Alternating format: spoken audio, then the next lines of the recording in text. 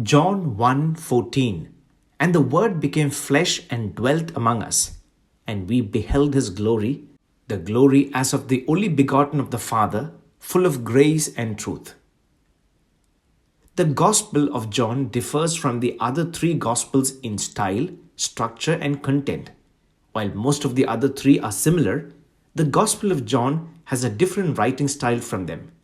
The other three Gospels mostly attempt to describe the events and conversations as they are. But John tries to give a spiritual meaning to the conversations and events by emphasizing Christology more. He has already given a good introduction to the style of John's Gospel. One of them is the verse we read.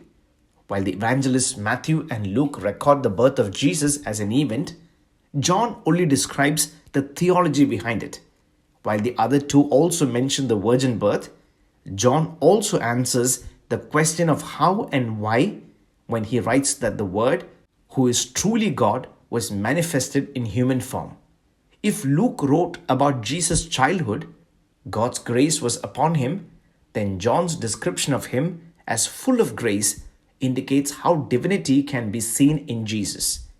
Jesus was full of grace and truth even when he lived in the world.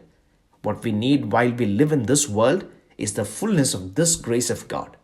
When we see in the Word that the world is not worthy of us, is not favorable to us, that we are not of the world and should not be conformed to the world, we must be filled with grace to live a life that pleases God and is worthy of heavenly citizens.